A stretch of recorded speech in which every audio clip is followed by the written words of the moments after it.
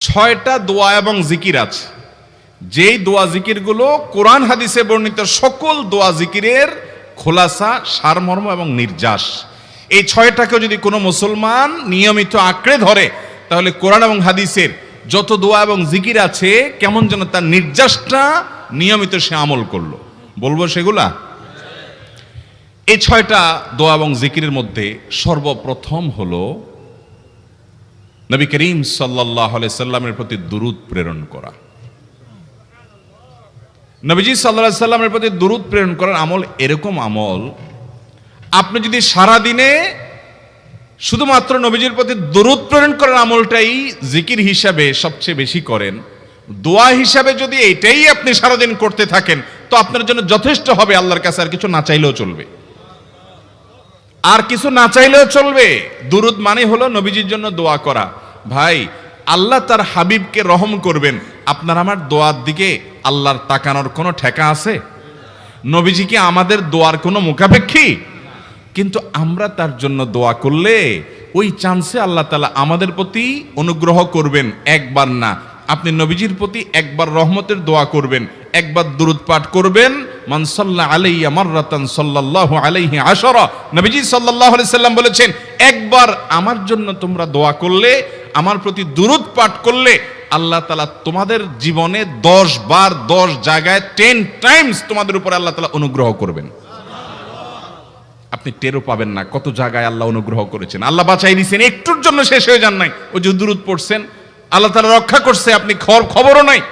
আল্লাহ তাআলা আপনার প্রতি বিশাল একটা দান করছে, আপনি লক্ষ্যও করেন নাই। ওই যে দুরূদ পড়ছেন একবার, 10 বার রহমত হবে। এভাবে যত দুরূদ পড়বে সে তত রহমত এবং অনুগ্রহ পাবে।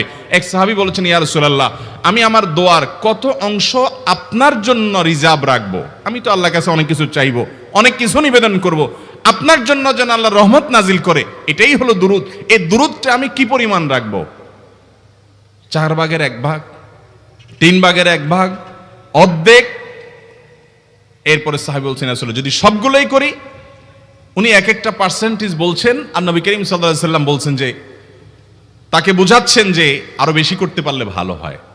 তো সাহাবী বাড়াইতে বাড়াইতে শেষ পর্যন্ত বলেন যে, আমার দোয়া যদি সবগুলো আপনার জন্য করি, আমি যদি আর কোনো দোয়া না করি, শুধু আপনার জন্যই দোয়া করি, নবী করিম সাল্লাল্লাহু আলাইহি সাল্লাম তাকে সুসংবাদ দিলেন যে, তাহলে তোমার আর কোনো সমস্যা থাকবে না, সব সমস্যা দূর হয়ে যাবে, তোমার কোনো পেরেশানি থাকবে না। ভাইরা আমার, দুরূদের আমল এমন একটা আমল যে আপনার জীবনে কোনো বিপদ, কোনো মুসিবত, কোনো পেরেশানি, কোনো সমস্যা দেখা দিয়েছে, আপনি যদি দুরূদ পড়তে থাকেন, কোনো কিছু মনে আসছে না, অনেক সময় ছাত্র জিজ্ঞেস করে, ভাই পরীক্ষার হলে পড়া ভুলে গেছি, কি করব? আমি দুরূদ পড়া শুরু করেন। আরবদেরকে দেখা যায় কোনো কিছু ভুলে গেলে তারা বলে আল্লাহুম্মা সাল্লি আলা মুহাম্মদ, আল্লাহুম্মা সাল্লি আলা মুহাম্মদ, এটা শুরু করে তারা।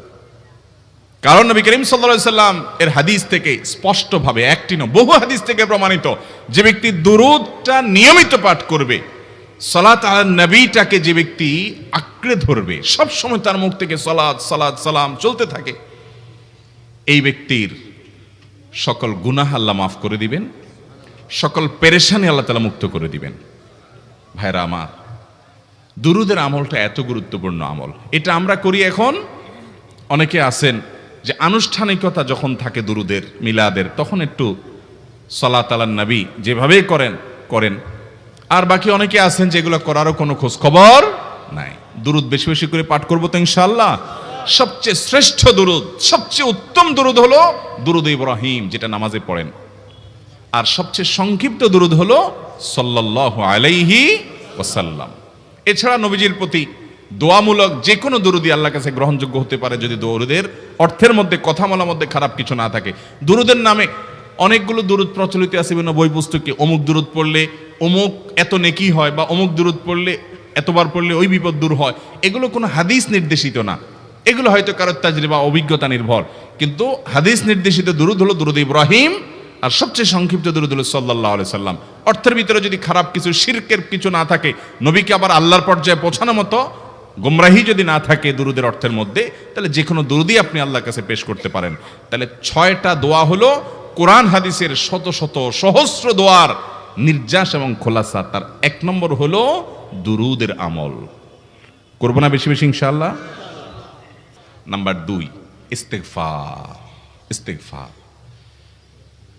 ইস্তেগফার এটাও বেশি বেশি করতে হবে, দুরূদও বেশি বেশি করতে হবে। দুরূদের ব্যাপারে নবী করিম সাল্লাল্লাহু আলাইহি সাল্লাম এক হাদিসে বলেছেন, আকসিরু আলাইয়া মিনাস সালাতি মিন ইয়াউমিল জুমআতি ওয়া লাইলাতিল জুমআহ।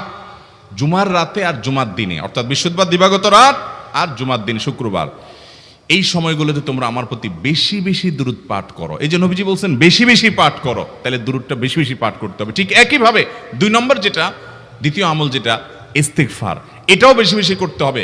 কারণ ইস্তেগফার সম্পর্কে কোন হাদিসের ভাষ্যের মধ্যে মান লাজিমাল ইস্তেগফার ভাষ্য এসেছে, অর্থাৎ যে ব্যক্তি ইস্তেগফারকে আঁকড়ে ধরবে, এটাকে কন্টিনিউয়াসলি করবে, ইস্তেগফার কখনো ছাড়বে না, সবসময় তার মধ্যে ইস্তেগফার অব্যাহত থাকবে, ওই ব্যক্তিকে আল্লাহ রাব্বুল আলামিন বিভিন্ন পেরেশানি থেকে সারপ্রাইজড হওয়ার মতো এমন এমন পথ বের করে দিবে যে সে চিন্তাও করে নাই, তার পেরেশানি থেকে মুক্তির পথ আল্লাহ তাআলা দেখায় দিবেন। ইস্তেগফার কিভাবে করবেন ভাই? ইস্তেগফার এমন একটা আমল, এটা ছাড়া তো আমাদের উপায় নাই ভাই। ইস্তেগফার আমাদের দুনিয়ার পেরেশানি দূর করবে, আখিরাতের পেরেশানি দূর করবে। দুনিয়ার পেরেশানি আমাদের বিপদ আপদ মুসিবত, এগুলো রিজিকের অনটন অভাব এগুলা, আর আখিরাতের পেরেশানি হলো আমাদের পাপ গুনাহ এগুলা। কোরআনে কারিমে আল্লাহ রাব্বুল আলামিন সূরা নূহের মধ্যে আল্লাহ নবী নূহ আলাইহিস সালাম তার সম্পর্কে বলছেন, ফাকুলতুস্তাগফিরু রাব্বাকুম ইন্নাহু কানা গাফফারা ইউরসিলিস সামাআ আলাইকুম মিদরারা ওয়া ইউমদিদুকুম বিআমওয়ালিন ওয়া বানিন ওয়া ইয়াজআল লাকুম জান্নাতিন ওয়া ইয়াজআল লাকুম আনহারা। তিনি বলেন, আমি বলেছি আমার জাতিকে তোমরা ইস্তেগফার করো, আল্লাহর কাছে ইস্তেগফারটা করতে থাকো। রুটি রুজি নাই, চাকরি নাই, ইনকাম নাই, ব্যবসা খারাপ যাচ্ছে, পেরেশানি হচ্ছে, ইস্তেগফার ধরো, কি হবে? ইন্নাহু কানা গাফফারা।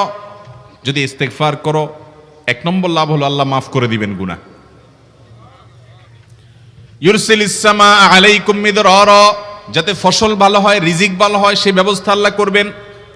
ওয়া ইউমদিদুকুম বিআমওয়ালিন ওয়া বানিন, ছেলে মেয়ে হয় না অথবা ভালো ছেলে মেয়ে নাই, আল্লাহ তাআলা নেক সন্তান দিয়ে তোমাকে শক্তিশালী করবেন, সম্পদ দিয়ে শক্তিশালী করবেন।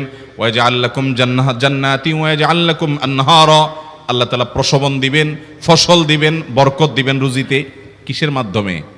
ইস্তেগফার। কিসের মাধ্যমে ভাই? ইস্তেগফার। আহা, ইস্তেগফারের আমল আমাদের দেশে মানুষ আমরা জানি না ভাই।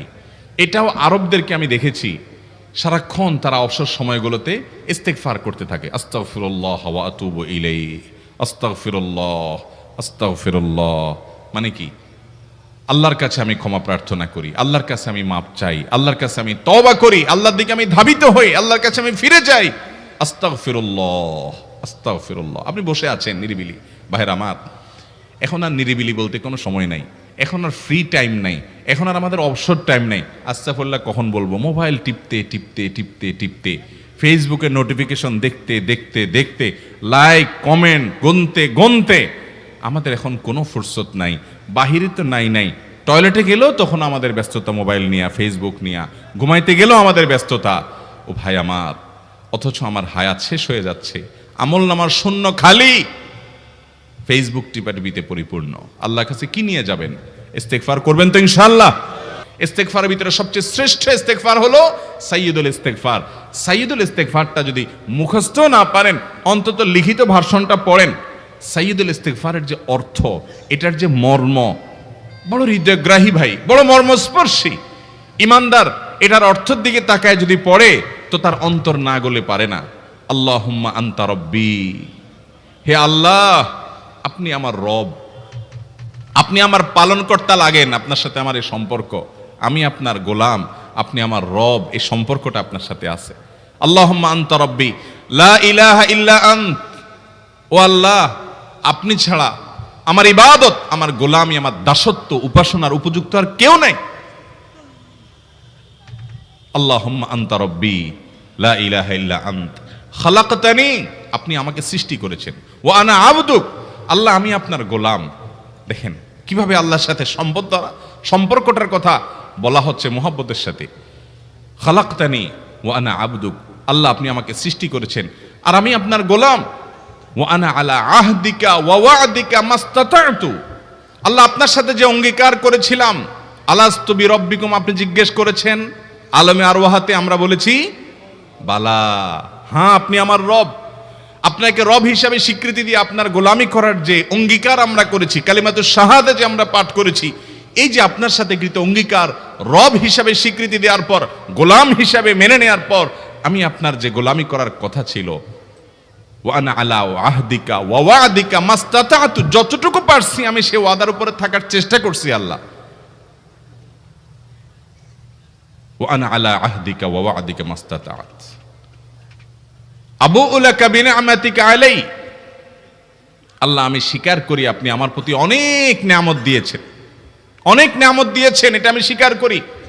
ওয়া আবুউ লাকা বিযামবি, আর আমি এও স্বীকার করি যে আল্লাহ অনেক অপরাধ, অনেক পাপ আমার দ্বারা হয়ে গেছে। ফাগফিরলি, অতএব আপনি আমাকে মাফ করে দেন। ফাইন্নাহু লা ইয়াগফিরুয যুনুবা ইল্লা আনতা, কারণ আপনি ছাড়া আর কেউ গুনাহ ক্ষমা করতে পারবে। ভাইরা আমার, অর্থের দিকে লক্ষ্য করে করে মর্মটা বুঝে বুঝে একটু সাইয়্যিদুল ইস্তিগফার পড়েন, লেখা দেখে দেখে পড়েন, ইউটিউব থেকে